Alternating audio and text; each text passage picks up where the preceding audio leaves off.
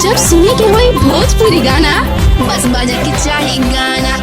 तुम्हारी पहुंच से बाहर है वो इलाका जहां हमारी बात चलती है, कि तुम्हारी पहुंच से बाहर है वो इलाका जहां हमारी बात चलती है। और हमसे रिश्ता सोच समझ के बनाना मेरे दोस्त, साये की तरह बदनामी है।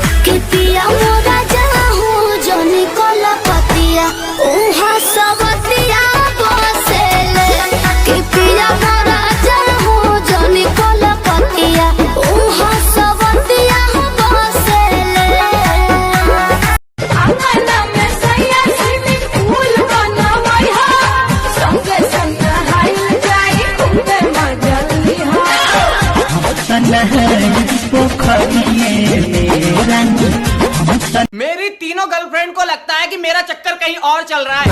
हद होती है यार शक करने की, भरोसा ही नहीं है इंसान पे कतई।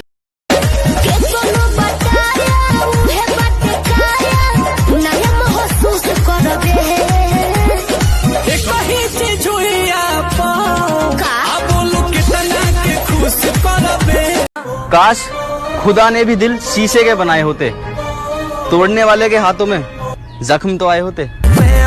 किस्मत बातें ले दादा, आज जी बातों हरायागा। किस्मत बातें ले दादा, चुना है तुमको दीवाने दिल में, इसे न तड़पाओ। जवान मौसम गुजर न जाए, गरीब आ जाओ। तुम चीखो चिल्लाओ गालियां भी दो और मैं कुछ ना कहूँ, ऐसे प्यार करते करते दुनिया को छोड़ दूँ। चूतिया हूँ।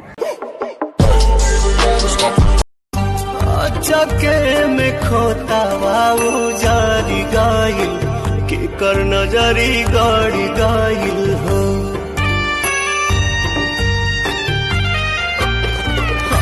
ले आवई मदन हरदिया पिया, तबे न जाई सरदिया पिया।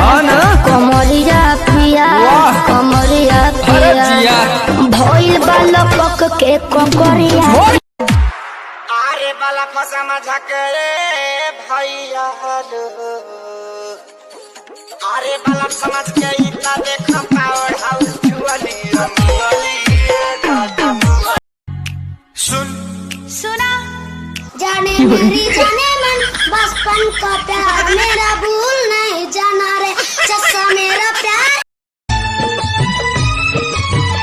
सबसे नीक बात सहिया किसानी, खुशी बात रउआ गौए में बानी। दुआरा के दानी कोई से मनाई,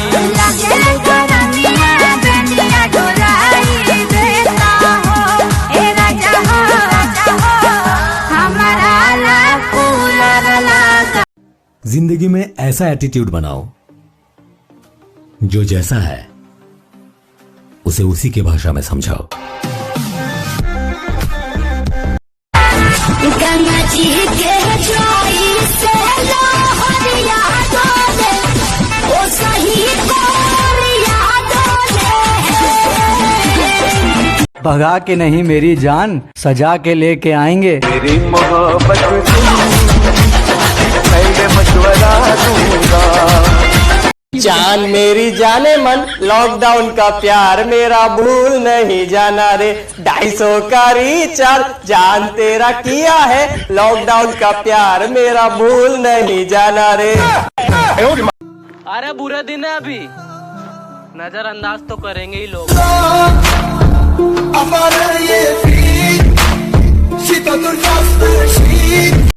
गर्लफ्रेंड के साथ फोटो तो मैं भी डाल दूं, पर क्या करूं, है ही नहीं। जीने की ख्वाहिश ना मरने का ख्वाब। The number you are calling is currently switched off.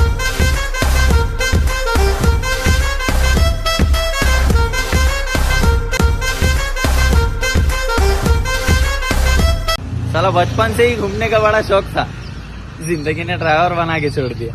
तेरा यार ड्राइवर डर क्या का, तन शौक लग्जरी कारा का। मेरा यार ड्राइवर डर क्या का, तन।